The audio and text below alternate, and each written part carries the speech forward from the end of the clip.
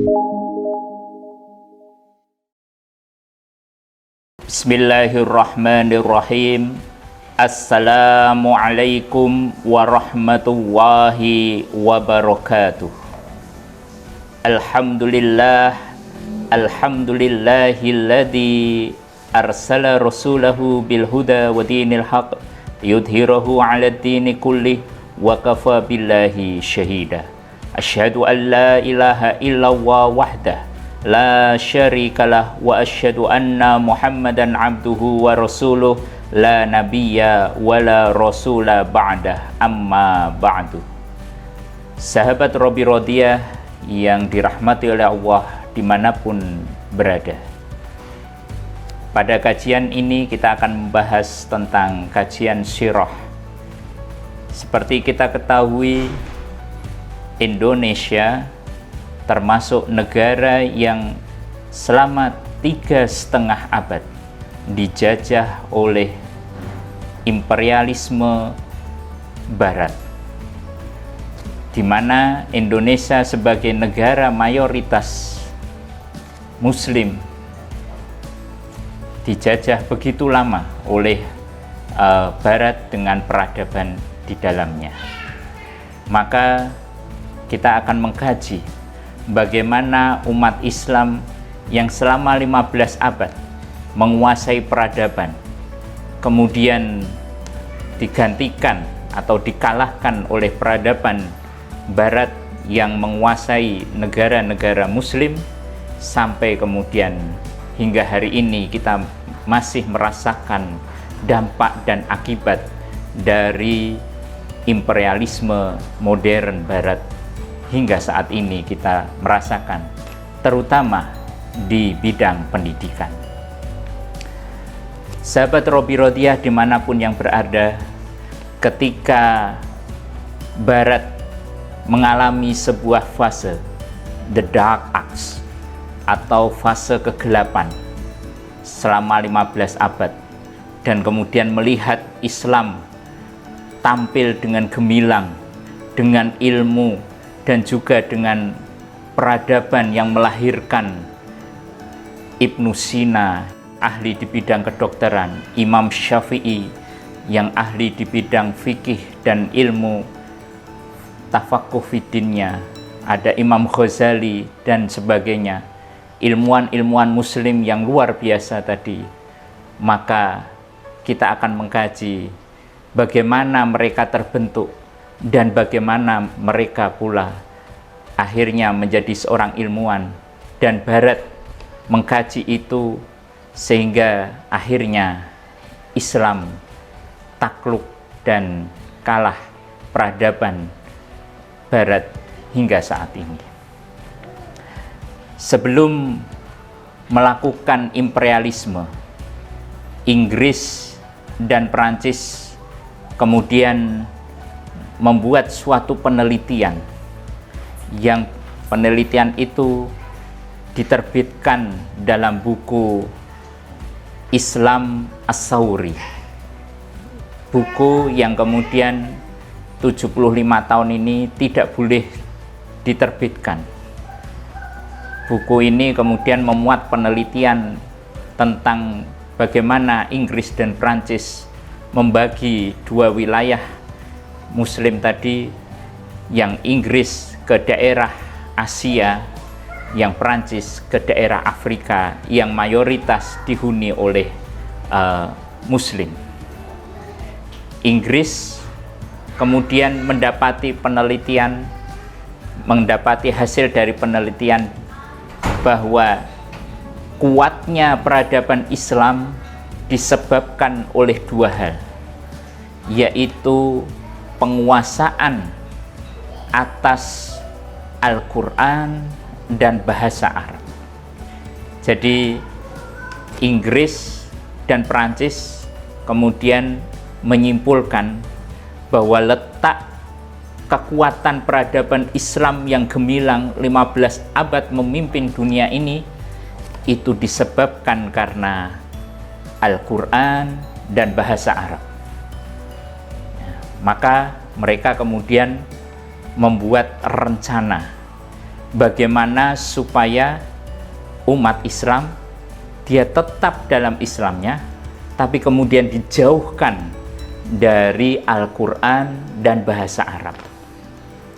Inggris kemudian membuat strategi, yaitu mereka membuat lembaga pendidikan seperti hanya umat Islam membuat pendidikan, tetapi kemudian mereka menjadikan lembaga pendidikan yang dibuat oleh Inggris lebih hebat, dianggap lebih dianggap lebih berkualitas daripada pendidikan yang dibangun oleh umat Islam. Sementara Prancis di Afrika kemudian membuat keputusan bahwa seluruh lembaga pendidikan umat Islam harus di bumi hanguskan, alias tidak boleh ada. Maka Belanda, ya, ini kemudian sebagai negara yang dijajah oleh Inggris mengikuti langkah-langkah Inggris ketika menguasai Indonesia. Apa yang dilakukan?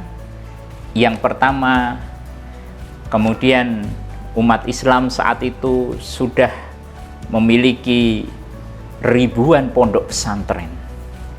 Pondok pesantren ini yang diajarkan Al-Quran dan bahasa Arab.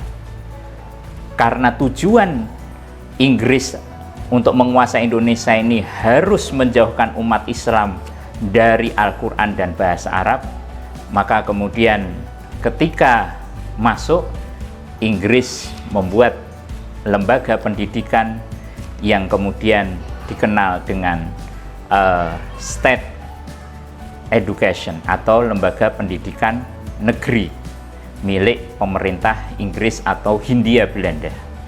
Ya, tentu kemudian di sana diajari ilmu tulis dan ilmu ukur, namun kemudian tidak diajarkan ilmu Al-Quran dan ilmu bahasa Arab. Nah, kemudian Inggris membuat opini bahwa pondok pesantren atau lembaga pendidikan Islam itu hanya untuk orang-orang terbelakang, hanya untuk orang-orang yang tidak mampu, hanya kemudian untuk orang yang kolot dan lain sebagainya. Persepsi ini kemudian dimunculkan sehingga kemudian masyarakat saat itu dan kemudian dimunculkan juga tokoh-tokoh yang berada di sekolah negeri tadi lebih unggul, lebih nasionalis ya, daripada yang sekolah di pondok. Nah, tidak kurang dari itu, maka kemudian dimunculkan lagi lembaga pendidikan yang kemudian bisa langsung kerja milik negara atau milik pemerintahan. Dan kemudian tahapan ketiga memunculkan international school atau sekolah internasional. Sahabat Robi Rodia yang dirahmati oleh Allah, Anda berada. Hari ini umat Islam yang kemudian menyadari bahwa pendidikan adalah jalan menuju peradaban yang gemilang, bahwa pondok pesantren adalah jawaban dari itu.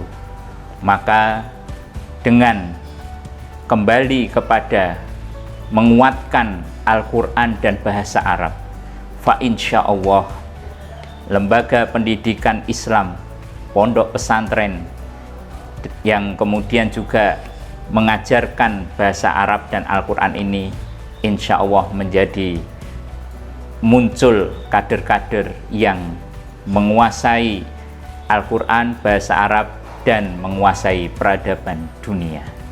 Oleh sebab itu, maka sebagai umat Islam, mari kita kembali menggiatkan kembali untuk belajar Al-Quran. Tidak sekedar hanya belajar menghafal, tapi juga mengamalkan Al-Quran, mengajarkan Al-Quran, dan juga mengajarkan bahasa Arab yang merupakan bahasa Al-Quran. Karena menurut penelitian di dalam kitab Al-Islam As-Sauri tadi disebutkan anak-anak umat Islam yang menguasai Al-Quran berarti dia sudah menguasai 700.000 suku kata dalam bahasa Arab dan lebih dari itu. Maka mereka kemudian menjadi anak yang cerdas, yang usia 7 tahun sudah hafal Quran, usia 10 tahun hafal hadis, dan kemudian usia 18 tahun mereka sudah menjadi orang yang bermanfaat dengan kedudukan mereka, dan itulah yang kemudian terjadi dalam peradaban Islam yang gemilang. Demikian yang bisa kami sampaikan.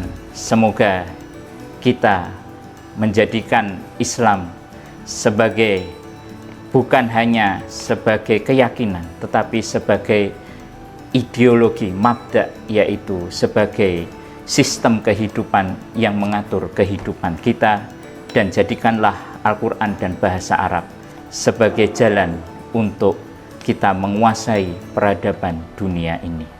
Jazakumullahu khairan katsiran. Aqulu qouli hadza wa astaghfiru minkum. Ila liqa' ma'as salamah wal faizah. Wassalamu alaikum warahmatullahi wabarakatuh.